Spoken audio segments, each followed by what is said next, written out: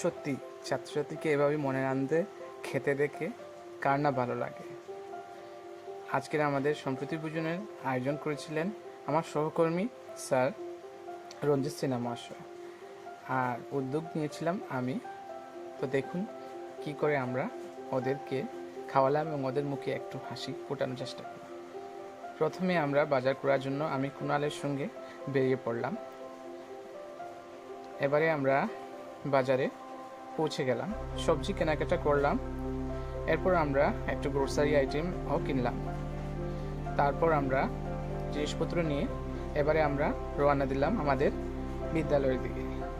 তো ফাইনালি আমরা রাইড করে আমাদের স্কুলে পৌঁছে গেলাম। তো কুণাল জিনিসপত্রগুলো নিয়ে যাচ্ছে, আপনারা দেখতেই পাচ্ছেন। এবারে ছিল রান্নাঘরে যাওয়ার পালা। তো উনুনে আগুন লাগানো হয়ে গেছে। এবারে আমি কড়াই বসিয়ে দিলাম এবং সেই সঙ্গে গরম জল ফোটাতে শুরু করলাম। এবারে একে একে আমি চাউমিনগুলো কড়াইতে দিয়ে দিলাম।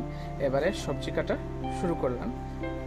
তো সবজি কাটার জন্য আমি একটা ছোট ব্লেডের মতো একটা জিনিস নিয়েছিলাম।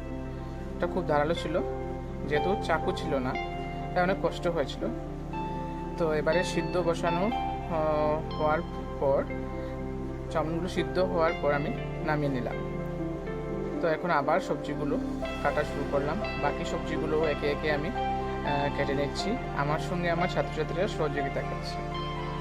তো খুবই আনন্দের একটা মুহূর্ত এখানে আমি ক্যামেরাবন্দি করে ফেললাম শুধুমাত্র আপনাদের জন্য। এবারে আর পারলাম না সেই চাকু দিয়ে সবজিগুলো কাটতে।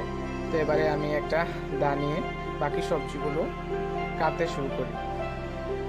তো ফাইনালি আমি মরিচ কাটছি, এবারে পেঁয়াজ কাটলাম। দেখতেই পাচ্ছেন আপনারা ফাস্ট ফরওয়ার্ড মোডে এবারে রান্না শুরু করে দিয়েছি। এবার কড়াইতে তেল দিয়ে দিলাম, সেই সঙ্গে একে একে আমি সবজিগুলো দিয়ে দিলাম, তারপরে এগুলো বেছে নেব। আমার রান্নাটা অলমোস্ট কমপ্লিট হওয়ার পথে। এবারে আমি চাউমিনগুলো একটি গামলায় ঢেলে দেব। তারপর এগুলোতে আমি কিছু সস মিক্স করব।